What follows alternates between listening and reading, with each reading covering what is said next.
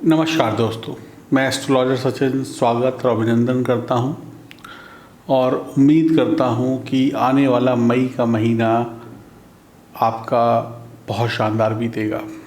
क्यों बीतेगा? मेरी उम्मीद में यकीन भी है, क्योंकि कर्क राशि वाले जातक जातिकाओं के जीवन में कुछ अद्भुत घटनाएं घटेंगी। आप एक बार मुझे सोच कर बताइए, इस दुनिया में जो भी कुछ होता है आपके साथ, उसके पीछे किसका हाथ होता है?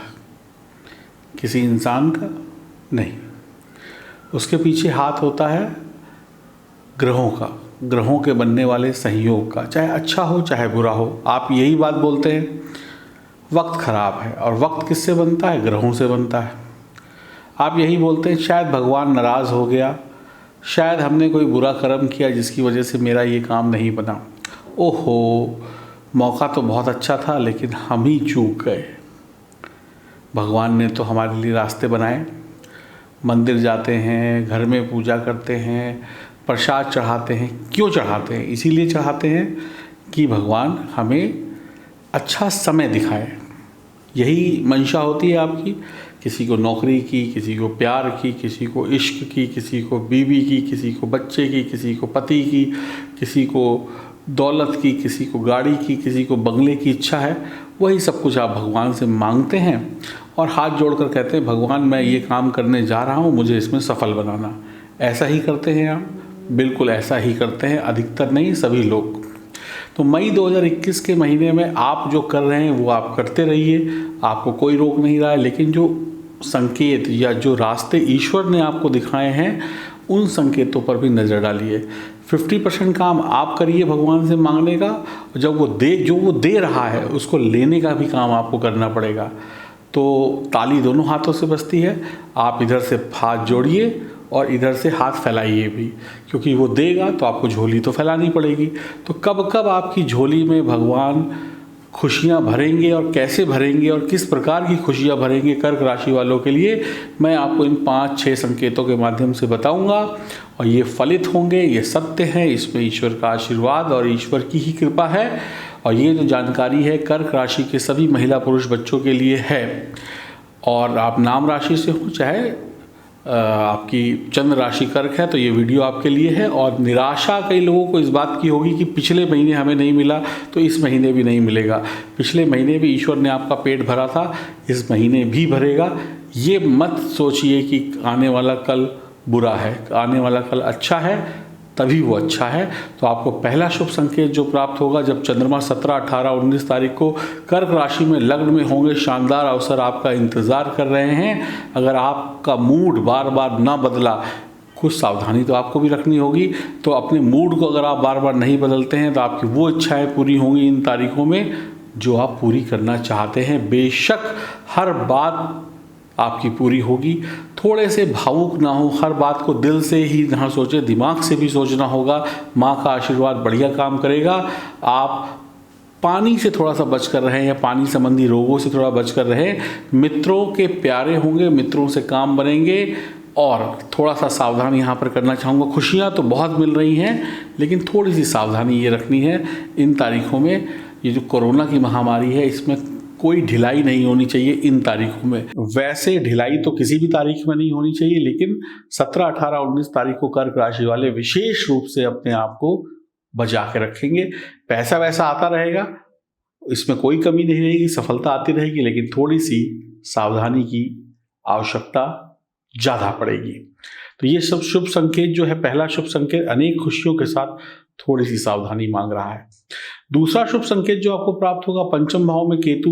अब आप कहेंगे केतु तो बुरा ग्रह होता है। केतु इतना बुरा ग्रह नहीं होता है, केतु बहुत अच्छे रिजल्ट देता है अगर देने पर आए तो आपके बुरे परिणाम जो है वो समाप्त कर देगा।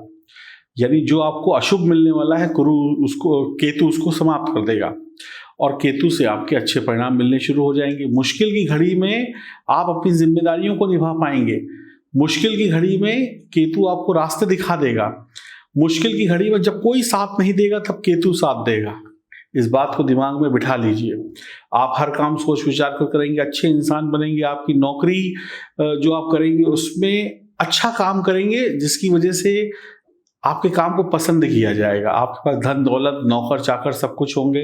आप अपनी बातों का असर दूसरों के ऊपर छोड़ेंगे, लोग आपकी बातों को हल्के में नहीं लेंगे, दूसरे से आप काम निकलवाने वाले इंसान होंगे, धर्म से जुड़ेंगे। आप विदेश यात्रा की प्लानिंग कर सकते हैं, भले जाने में अभी देर लगे लेकिन प्लानिंग तो अच्छी कर ही लेंगे।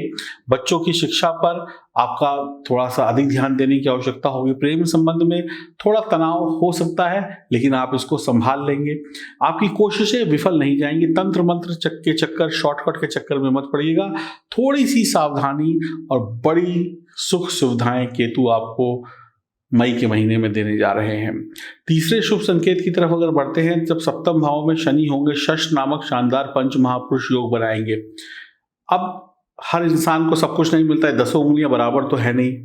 तो अगर मान लीजिए वैवाहिक जीवन में आप थोड़ा सा संभल कर रहे हैं, पत्नी का सम्मान करें, पति का सम्मान करें, घर में कलेश ना हो, तो आपके लिए सब कुछ वारे नहीं आ रहे हैं। तो विवाह या जीवन साथी के माध्यम से धन लाभ होगा लेकिन झगड़ना नहीं है। ठेकेदारी, कोयला, खादान, विदेशी एजेंट हैं, दलाल हैं या शनि संबंधी कोई और काम करते हैं, शिक्षक है, तो अच्छा लाभ कमाएंगे। बस ध्यान रखिएगा कि विवाह संबंधी किसी नए रिश्ते में अगर जुड़ने जा रहे हैं तो थोड़ा सा हर पहलू पर पुनः विचार कर लीजिएगा। आप बड़ों का सम्मान करेंगे, बड़ों का आशीर्वाद आपके काम बनाएगा। राजनीतिक जीवन में भी अच्छी सफलता प्राप्त करेंगे। समाज में शनिदेव पद प्रतिष्ठा, राजा के समान आपको अधिकार प्राप्त होंगे। अगर आपकी जन्म कुंडली में शनि बलवान है और किसी भी प्रकार के अशुभ ग्रहों या अशुभ योगों से मुक्त हैं तो सफलता की ट्रिपल गारंटी मैं लेता हूं। जो थोड़ी सावधानियां बताई हैं बस उतना आप कर लीजिएगा, फिर आपको घबराने की कोई भी आवश्यकता नहीं पड़ने वाली है। यानी कि तीनों संकेत आपके लिए खुशियां लेकर आ रहे हैं और तीनों में ही एक एक दो दो छोटी छोटी सावधानियां भी हैं। इसके साथ अगर चले तो फिर ईश्वर का आशीर्वाद पूरा पूरा आपको मिल जाएगा। चौथे संकेत की तरफ आगे बढ़ते हैं। गुरु का अष्टम भाव में बैठना, बुरे भाव में शुभ ग्रह का बैठना बुरे भाव के अशुभ प्रभावों को कम कर देगा। आपके अशुभ प्रभावों से आपको मुक्ति दिलाते हुए गुरु सुख की तरफ लेके जाएंगे।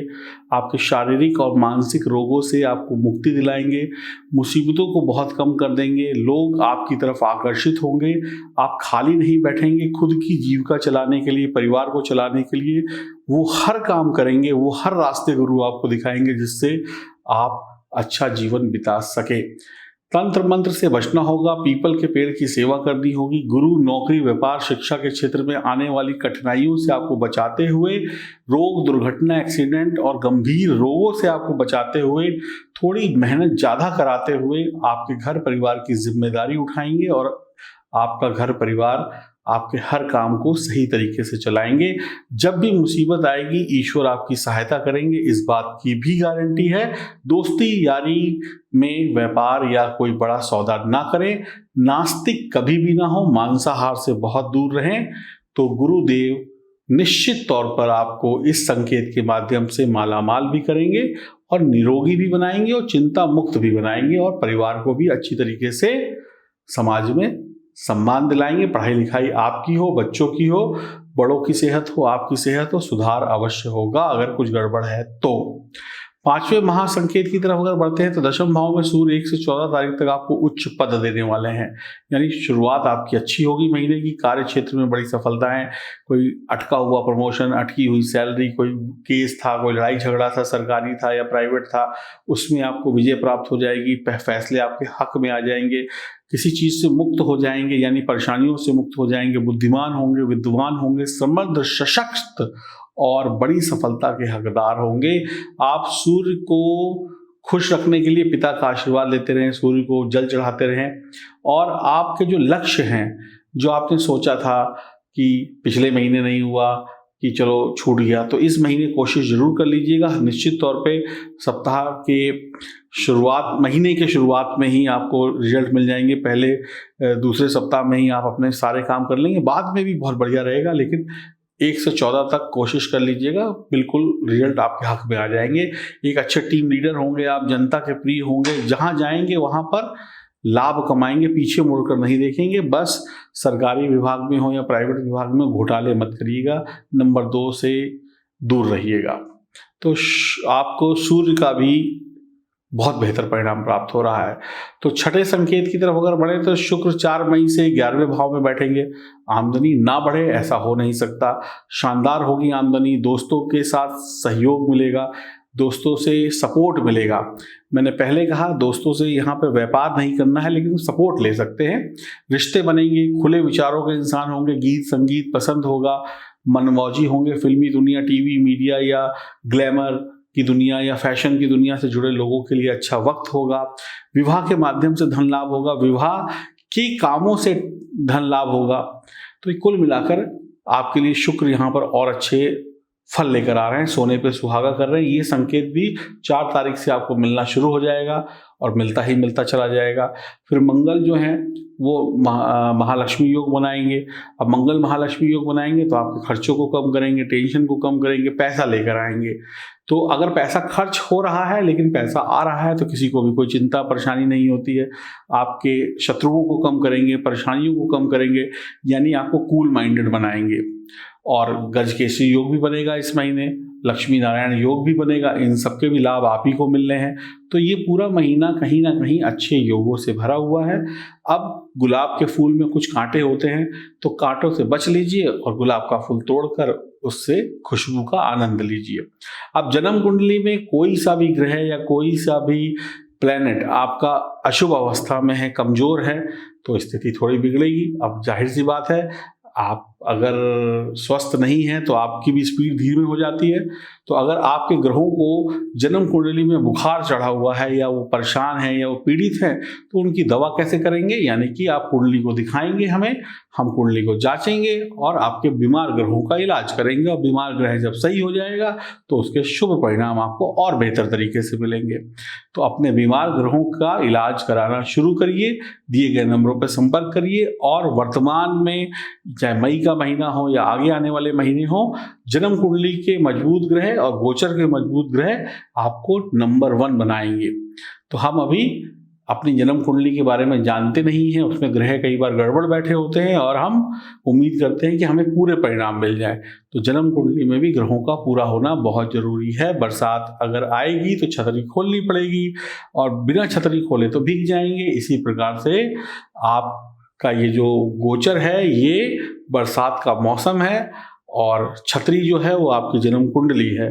तो बरसात के मौसम में छतरी खुल गई तो भीगेंगे नहीं। तो दोनों चीज़ों का होना आवश्यक है, ज्ञान का होना भी आवश्यक है कि छतरी कैसे खोली जाती है और छतरी का होना भी आवश्यक है। तो इसीलिए जन्म कुंडली की विवेचना कराएं, अपना कराएं, अपने परिवार के लोगों की कराएं, ताकि सब लोग सुखी रहें। क्योंकि अगर परिवार में एक भी दुखी है तो सब दुखी हैं, सब सुखी हैं तो सब सुखी हैं।